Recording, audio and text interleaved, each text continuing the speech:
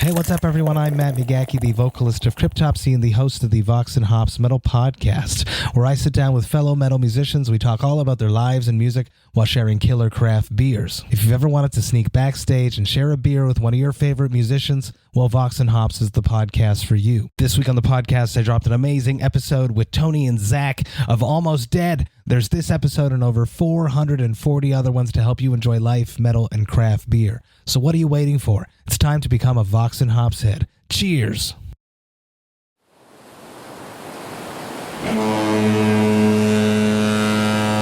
Making waves. Hello. Hey, guys. We're going to start here in about 2 minutes. Real quick, listen, welcome to the ShipRock 2024 Artist Q&A. We appreciate you guys all being here. We hope you had a fantastic time today at the beach and in town and whatever you did. Even if you stayed on the ship, we hope you guys took time to relax and rest up for your last night of ShipRock 2024. I know. It's time. It's okay. We'll get through it. Anyway, listen, what we're going to do is we're going to basically allow you guys open up the floor to ask questions to our artists who are coming here tonight. But do us all a favor, guys. Just trying to keep it about music and things of that nature, touring and whatnot. Just leave the personal stuff alone.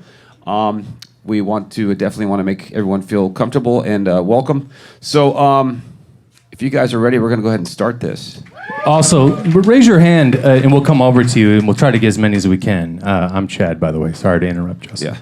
One other thing, too, we hope you guys have had a chance to check out all these artist bands. It's been a terrific week for music, and they're a huge part of it, and we hope you guys enjoy what they did, and, well, they're going to talk about it now. So without further ado, we're going to just randomly bring them up here. So if we could have Jesse from Killswitch engage. Woo! You ready, bud? We're going to bring him to the stage here, and then let's have Johnny from Highly Suspect. Why don't we go ahead and bring up Brandon Yeagley from Crobot, my man. Let's have Daniela from The Warning.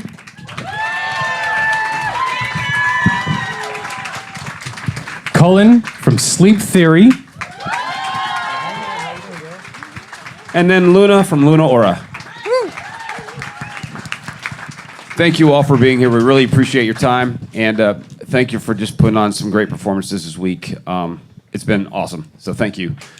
I'm going to start with a question. In hindsight, when you guys began your career, is there something now that you wish you would have done when you started?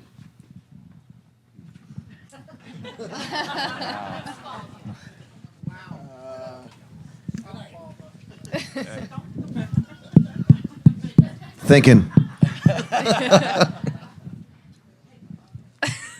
Saved money. Yeah. Yeah, I was about to say open up Save like a some Roth money. IRA or Yeah. something. Yeah. Think about the future at least a tiny bit. Yeah. Maybe realize that headbanging will take a toll on our neck eventually. Yes. Not actually write about ex-girlfriends.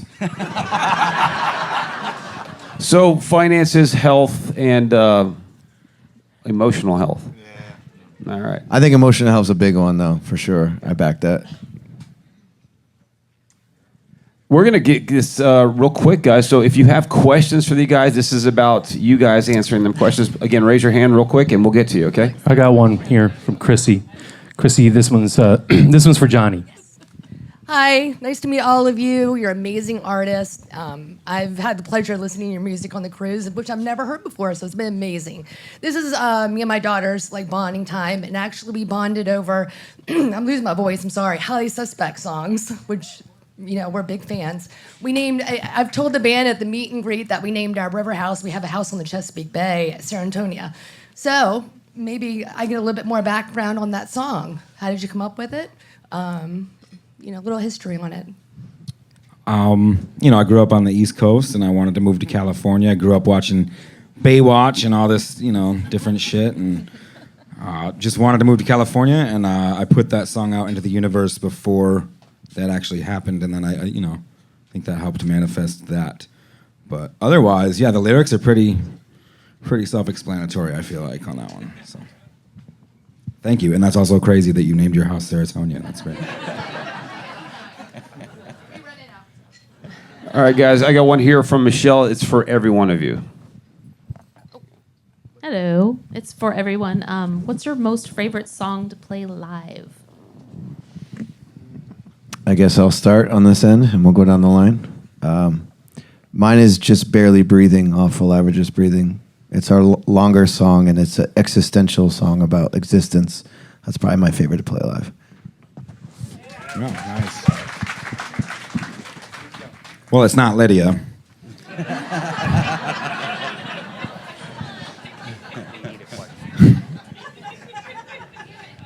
It's not human either. I like to play Serotonin. I like to play Wolf. But most of all, I like to play, and this goes probably for all of us here, but whenever you make a new album, it's always exciting to play what the people haven't heard yet. So at current, I'm really enjoying the songs that we have not released.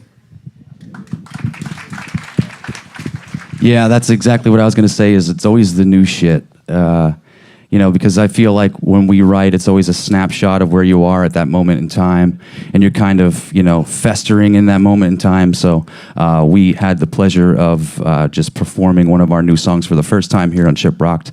So that's Ancient Druid Crown. We're getting back to the old lore and mystical side of the band. So that makes my soul happy. I'm totally gonna piggyback on your guys' answer. New stuff is awesome. We're in rehearsals right now for new music that's coming out for our band. But right now in our set, our closing song is my favorite. It's called Evolve. And my sister Pau on the drums just lets out this scream, which I adore. So yeah, that's probably it for me. Currently, my favorite song to perform is our song "Gone or Stayin'." It's a pretty good mix between R&B and rock. So, it's fun to mess with all the guys because that's the one that the ladies seem to enjoy a lot. So it's pretty fun. It's a good mix between playing slow and going into rock, but to be original, playing the new stuff is pretty fun. We have a song called "Stuck in My Head," which is a pretty good song. It's pretty poppy. It's pretty fun, so we enjoy that one too. I like just like you, I like playing the last song in my set. It's very high energy. It's got Rage Against the Machine vibes. And I feel like I'm two different people every day. I'm my normal self, like right now. And then when I get on stage, I get to be the asshole that I actually want to be. So I get to just tell people like, fuck off and don't tell me what to do. And so that's why I like that song. Hell yeah. I got a question from EJ from Houston, Texas. Hi guys, thank y'all for being on the boat. It's been awesome. To caveat to what they asked, what's the one you don't like to play? No comment.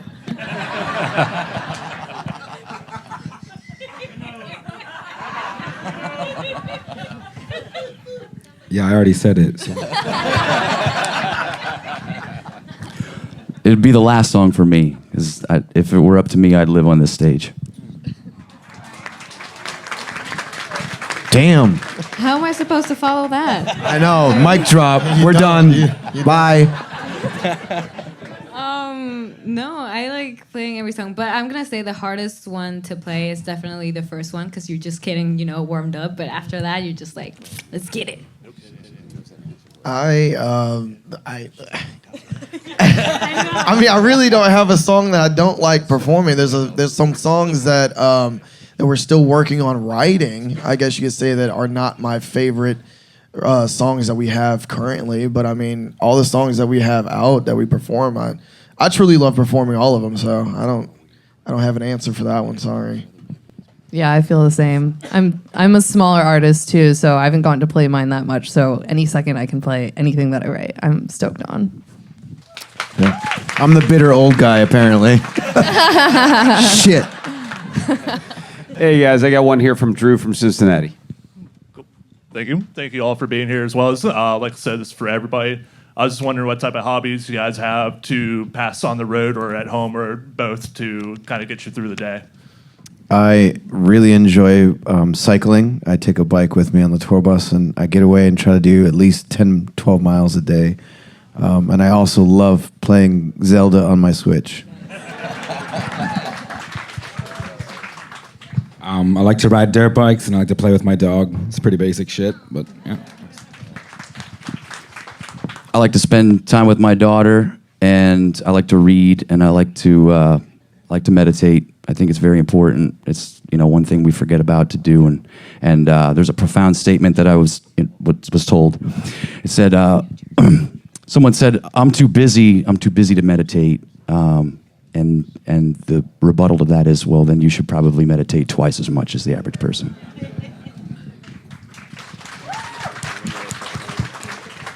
I love to sleep. Fact. Any second I can. No, I'm kidding. I mean, yes, but I yoga whenever I can, especially, center myself, especially on tour with there's a lot of emotions, a lot of things going on, and I remember to eat and do everything that I have to do, and also I'm a big reader as well. So, yeah. I'm a big gamer, so I play a lot of Overwatch, Apex, things of that sort. But when I'm not gaming, I like to spend my time in the mountains. I go do a lot of kayaking, a lot of hiking, a lot of in the sticks, man. I just like to be out in nature. If there's a tree around, I'm somewhere near it. So I enjoy all that. I don't like nature. No. No, I do. I don't know if you can tell, but I don't get outside that much. Pretty white. But I do like to cook. It's something that I would like to just go to school for even at some point in my life, just because I have a passion for it. But I also like to sew and reimagine Goodwill stuff. That's what I do on my free time. And I like to smoke weed. That's it. Yes. We got a question from Megan from Fort Wayne, Indiana. What you got?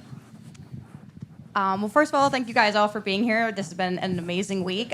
One of the things I personally love about ShipRocked is getting to experience new bands that I haven't experienced before. Who are some bands that you guys think that more people should know about? Good question.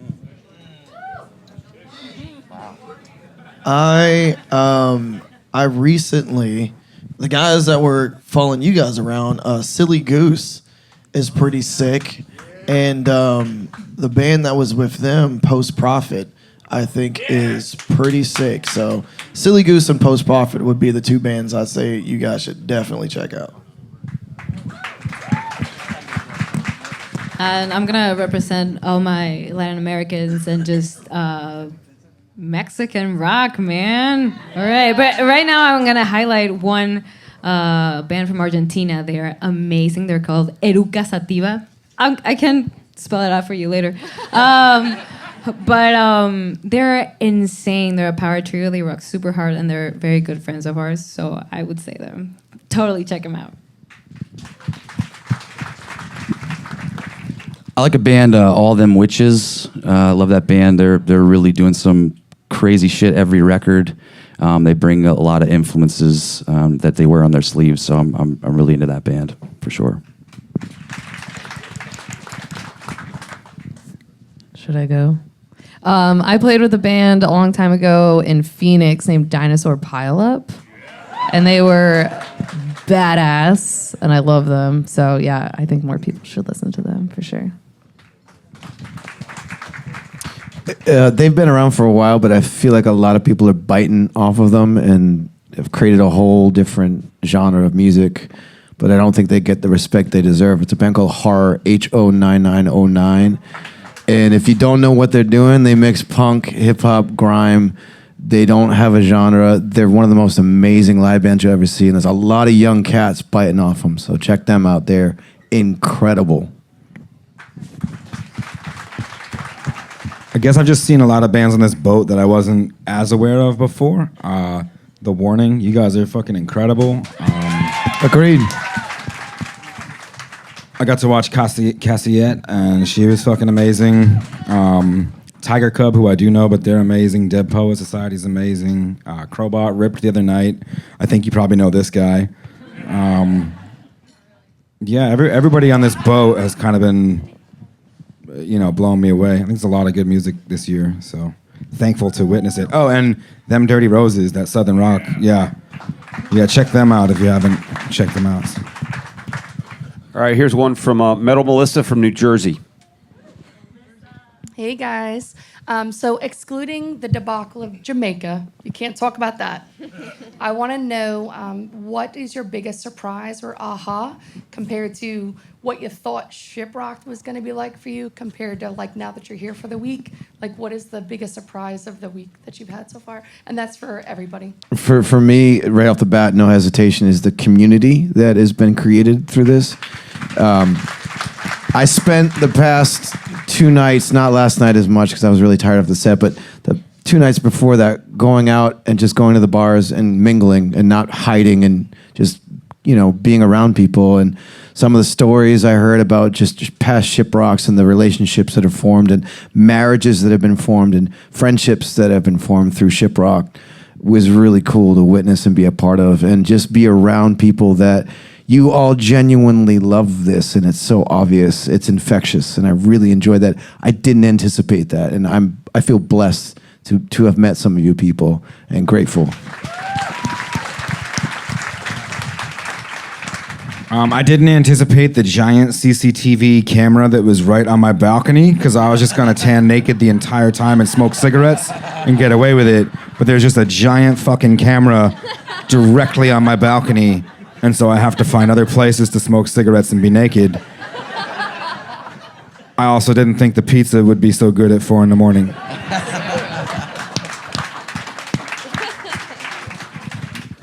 I gotta bring back the Jamaica debacle because I didn't think I was gonna get $300 worth of credit.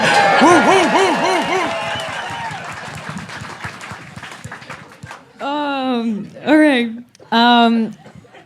Everyone's creativity. Oh my God. The decorations on your doors and everything that goes into, what you wear for the day and everything. You guys are all friends and I love it. And you plan together. I love seeing that. And I don't think there's something like this in Mexico. So for me, it was just whoa. And I love to be part of it. Thank you so much. I'm so glad to have lived my first ShipRock with all of you guys.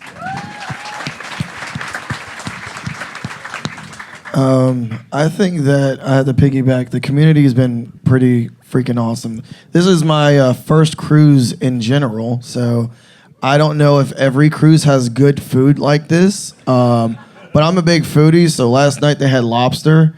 I walked down there and I was like, I'm here for the lobster and lobster only. So they're like, okay, you only get 1. I said, bro, give me 2. And he said, okay. So I ate that lobster. And it was great. So the food is great, the community is great, and yeah, the creativity.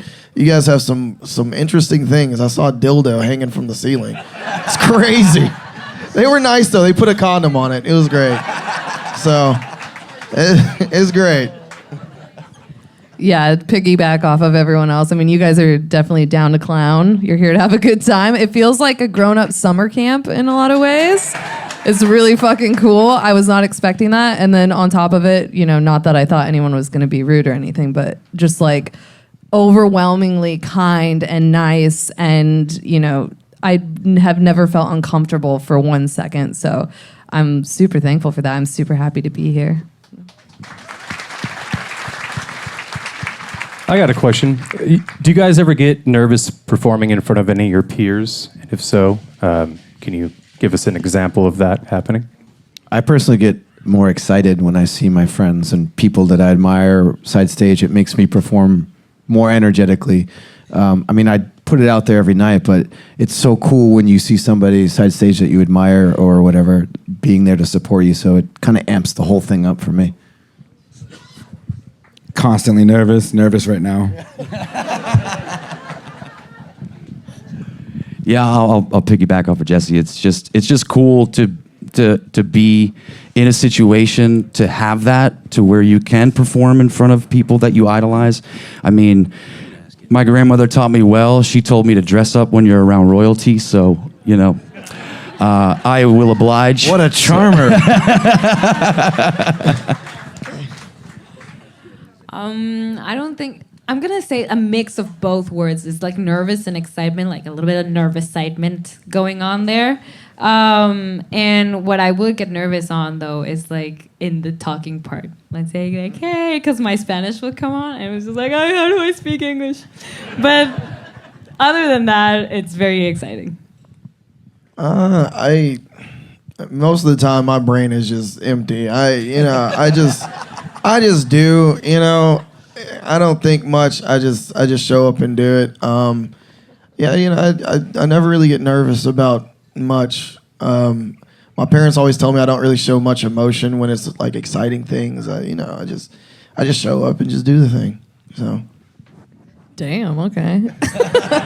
It's like that. No, I'm like perpetually nervous. So yeah, I'm always nervous, whether my friends are there or new people. I think I get more nervous when it's a smaller group of people than when it's a larger group, because then it's like you can just black it out. You're like, it's a sea of people. But yeah, I always get nervous just because I think I just genuinely want to do a good job and be good at what I do. So I think naturally that brings nerves. All right, we have a question back here from Sue from Illinois. This is for everyone. What is the first band, rock, blues, anything, you ever saw live? Maroon 5. Jonas Brothers. Mine was Typo Negative and Lacuna Coil at the Trocadero in Philadelphia. I can still smell it. Mine was in Memphis, Tennessee. If I remember correctly, the lineup, it was Asking Alexandria. It was For Today, and I think We Came as Romans. Maybe it was two different, but I know for a fact I was at the New Daisy Theater. I was like maybe 14, 15, so that was pretty sick. All right, so I was raised in a very strict religious home. My father's a minister, and I wasn't allowed to listen to secular music, so I was raised on Christian rock. And in 1987, I went to see Petra, a band called Petra. And, wow, really? You're clapping? Okay. Yeah, it was all right. And then I discovered Anthrax, and then my whole world changed. And when my parents would go away to prayer group or whatever, my brother and I would play Anthrax, and during the parts where you would swear, we would yell and like get so stoked. Piggyback on that, Number of the Beast made it into my hands, and Iron Maiden was a huge turning point as well for me. But yeah, Petra was the first thing. I saw the Mamas and the Papas at a county fair, and you guys are probably too young to remember that band, but it's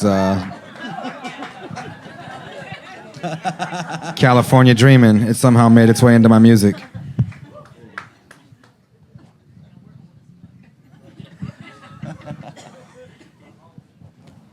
All right. Well, we have a question from Aaron from Indiana. Hello. I've noticed that I've seen several of you kind of out and about and around and going to other people's shows. I'm just kind of curious for each of you, what has been your favorite show that you've seen on the boat? It's not fair to ask that question.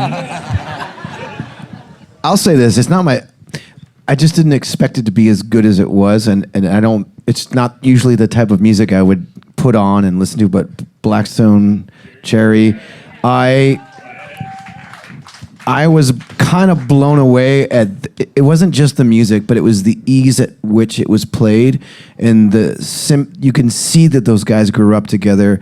There was a lot of unspoken energy that I witnessed, and I was just, there's a picture online, you can see it on Instagram. I'm sitting there just cross-legged by the barrier smiling, and it was just to witness those boys enjoy themselves as much as they did and play pretty much flawlessly. I was blown away by that shit. I spent 7 years in New York City working at a karaoke bar, and it's been a real pleasure to watch all of you guys getting fucked up at night doing karaoke. Honestly, because you guys do it for the love. Anybody that's up there is not getting paid. They're not, they're just genuinely in love with what's happening, and it's so fun to watch that because that's what music is supposed to be about. So I like karaoke. Yeah, I'll piggyback off the Blackstone Cherry and just everybody on this panel. I mean, wow. Just all the shows. And that's the cool thing about ShipRocked is there's such an eclectic mix of music. But the one show was Beartooth, and I've seen them quite a few times before. But goddamn, if I didn't cry at the end of that fucking set, I did not expect to cry watching metal. I was like, damn.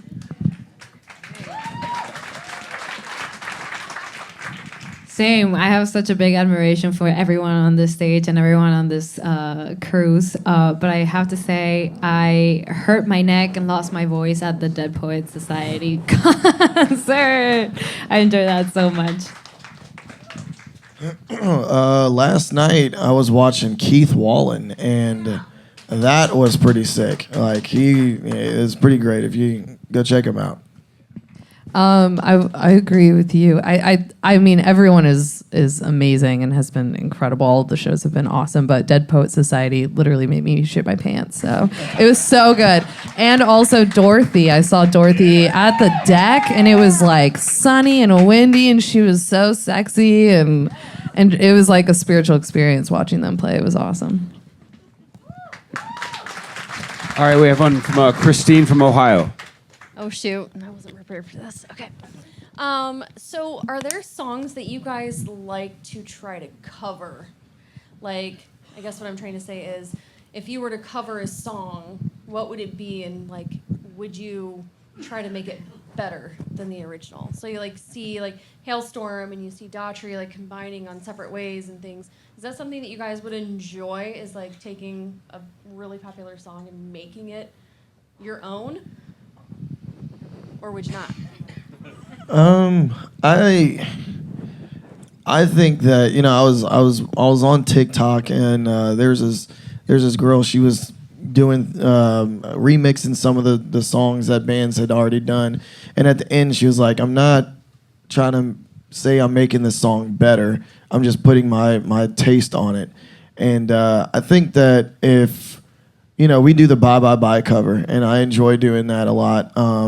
But if I was to do a cover of a song, another band's song, it'd probably be a Linkin Park song. We do a lot of Points of Authority sometimes, but Linkin Park is probably about one of the biggest influences for myself and the guys in the band. But I think this, as the songs sit, they are perfect the way they are.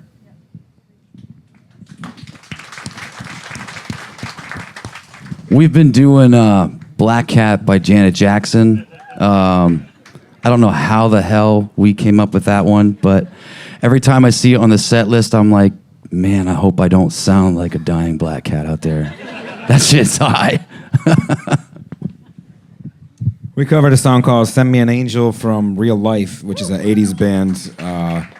Thought it was important to make it completely different, because when you have a song, I mean, like you guys are saying, most songs are perfect the way they are. So if you're gonna cover it, there's no point in trying to do it exactly the same. So we slowed it down by like half the time and tried to make it a completely different song. But yeah, hopefully someday I can do a cover album of other people's music and not get so sad when I sing.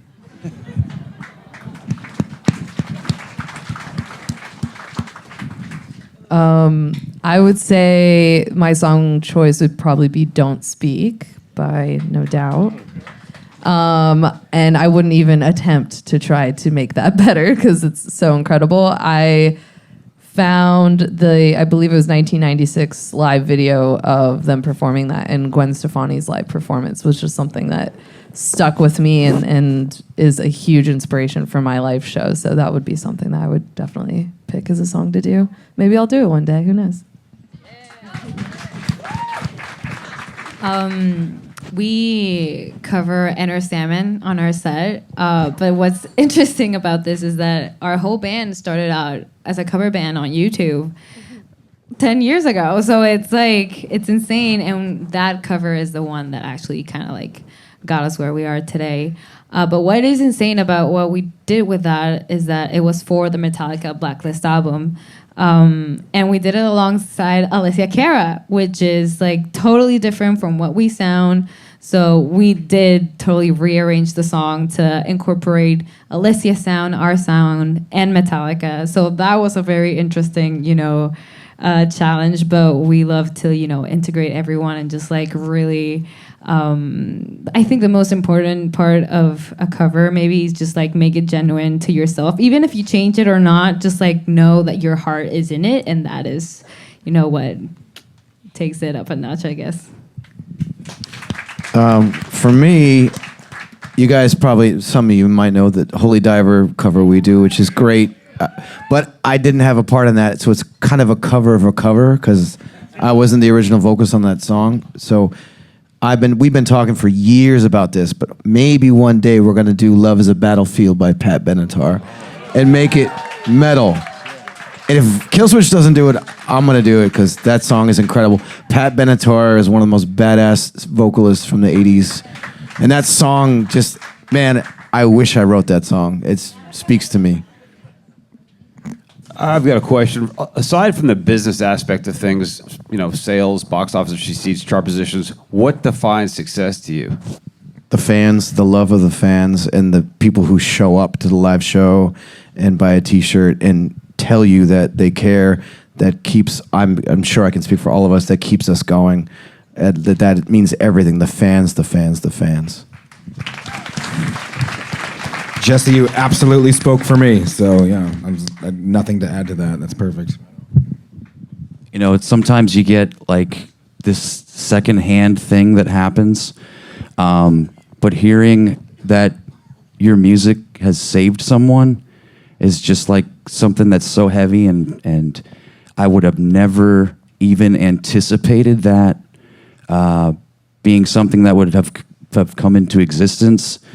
So that to me is a success. Like, music saved my life. So if I can, in a secondhand way, save someone else's life, that I don't need anything else, But to piggyback off of what these guys are saying, if I were to get up here and do what I do in spandex without an audience, I'd be doing something really fucking weird, a lot more weird than what I already do. So.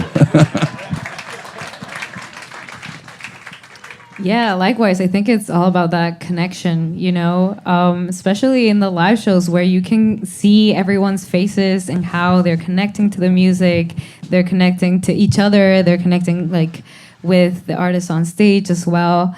And like you said, music speaks and heals part of ourselves that we don't even know, and sometimes we're just experiencing for the first time and getting to know ourselves through our music. So I feel like making music for people to discover who they are and what they need at that moment, that is the best thing about our jobs. And I feel like that is what really keeps us going. I spoke for all of us. I'm sorry. Yeah. I'm going to try to put this in the best way that I can put it. Before the music, I worked as an after-school counselor, and I was pretty happy. I think happiness is where you find success. It's not really what you do. It's not where you get and how you do it. I think it's within yourself. If you can find happiness within yourself, I think you're pretty successful. You can't take anything from anyone that's already feel as if they have everything if they're happy. It's just, I'm pretty happy. So I think I'm pretty successful in that regard. Just always be happy. That's where you'll find your success. I went in a circle with that. No, that was great. I was over here just like, I'm trying my best to put it together. Say it again. No, I 100% agree with that. I think in life there's a bunch of different metrics for measuring success. It's things that you have, or even with fans, the amount of fans that you have, the amount of connections that you have with people. I feel like at the end of the day, success to me is being so happy with myself and what I'm doing and being proud of what I'm doing. And it doesn't matter if there's money that follows that or fans that follow that. I'm happy that I get to be in a place where I get to truly be me.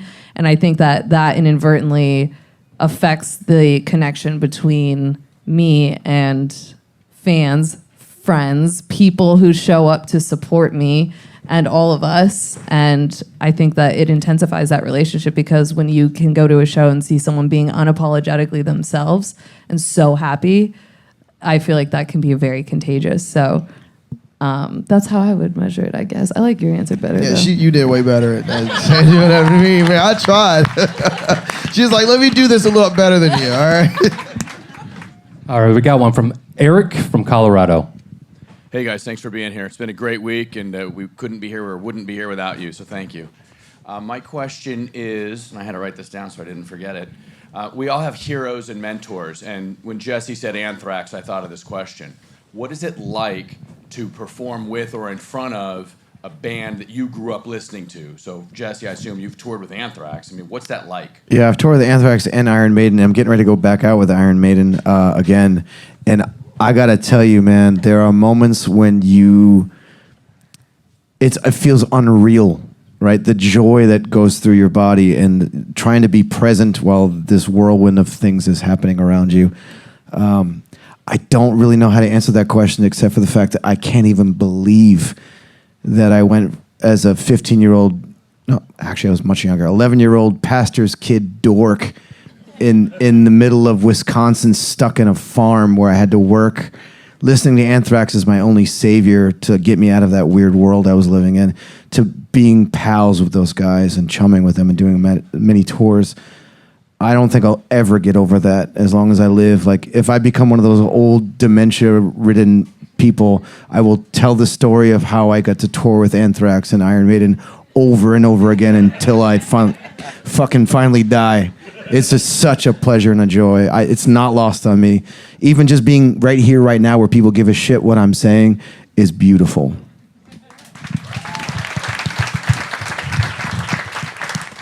Yeah, it's a fucking mind fuck when you're out with your heroes. Recently got to go out with a couple of my favorite bands. One is Muse, and that's one of the reasons I started playing music. The other is Evanescence, and I made such great friends with them. And then, I made a bet with Amy on day one. I said, I'm gonna get up and sing on stage with you. And she said, oh, really, are you? And she had no idea who I was. But the second day, I was up on that stage singing with her,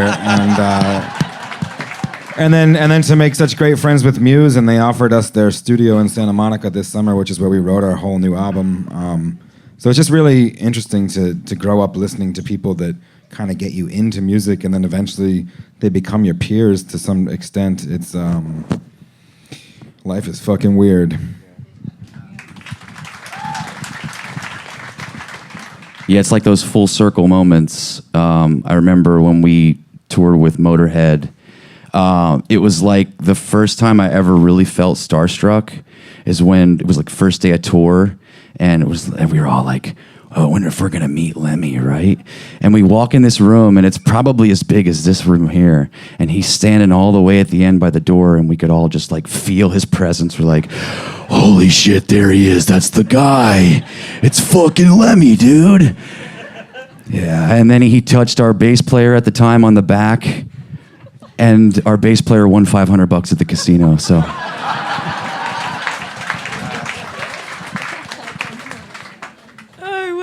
Okay. Same for me and my sisters. We grew up listening to Muse over and over. We have seen their live shows plenty of times, and actually getting to tour with them was insane. My sisters still make fun of me of the face I made when I met Matt Bellamy. I just went like, "Hi, I'm Dany," and they tease me with that all the time. But it's an insane feeling, especially when you receive, support from your idols. We got to open for them in our country, in Mexico, and I kid you not, I thought he was joking. At the end of the show in Mexico City, Matt comes over and he's like, "Hey, why don't you join us in our Europe run?" And I was like, "Sure, man." And I have no idea how he made it happen, but we did a 9-stadium tour with Muse in Europe, and we had never been over there. Being a band from Mexico inspired by this power trio and being a power trio ourselves, it was definitely the most surreal moment I've ever lived in my life, and I'm so thankful for them, for their music, and for the people that they are. Yes. For me, I know a lot of people have mixed opinions, but So I remember I was young, and the first record label that I was really aware of was Epitaph, and now we're signed with Epitaph Records. And the only reason I was familiar with Epitaph is because of a band called Escape the Fate, which Ronnie Radke was in.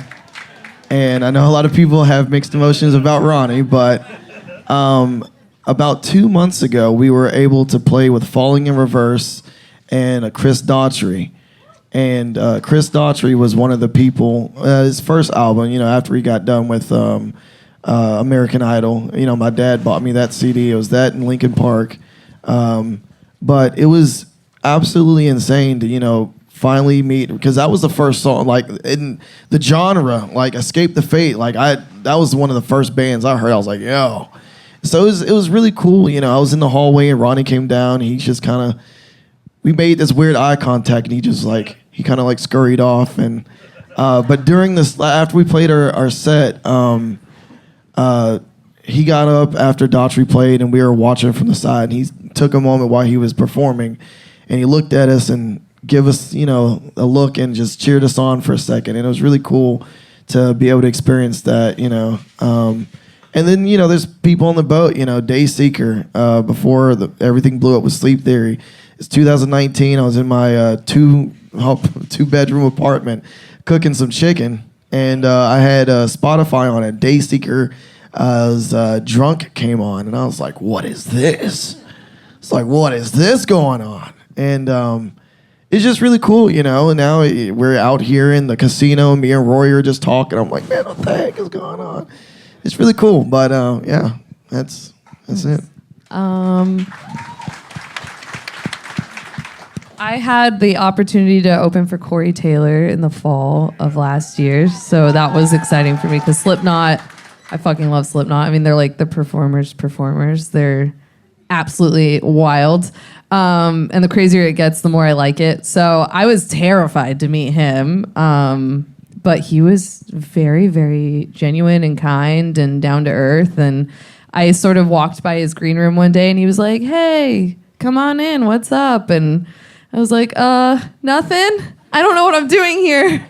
Someone told me I can be here. And he was just like, I've been a big fan of your music for the last 2 years. That's ridiculous. You absolutely deserve to be here. And I made a super inappropriate joke and he fucking loved it. And then we've been friends ever since. So yeah, it was surreal, but it also, I feel like the higher up you go or the cooler band or the cooler people that you meet, they tend to be the most down to earth and chill and real ass people. So it feels good to know that through the journey. Hey guys, we have one last person I would like to say something to you guys. This is Alan Koenig, the promoter for Asshole. Don't ruin my whole intro. Sorry. Okay. Captain. Hi, Alan Koenig. I'm from Tennessee. This is my 14th ShipRocked. And I just wanted to stop and thank all of you guys for being on the ship this year. I know Brandon's been with us before, but all the rest of you are noobs and will be survivors tomorrow. And I wanted to thank you for recognizing our community of people because they are the most passionate music fans that are out there, loyal to the core, and have developed an incredible family which provides mutual respect with the artists. And I think that's one of the things that makes this work. So thank all of you. And we'd love to have all of you back on ShipRock someday if you'll come and do it again. And the last thing I'll say is, Jesse, whenever you're ready to be in the Stowaways and do Pat Benatar, we'd love to have you. You know what? I will do a stowaway. Let me know. I will come back as a stowaway. I'll DJ. I'll come back just alone. Yeah.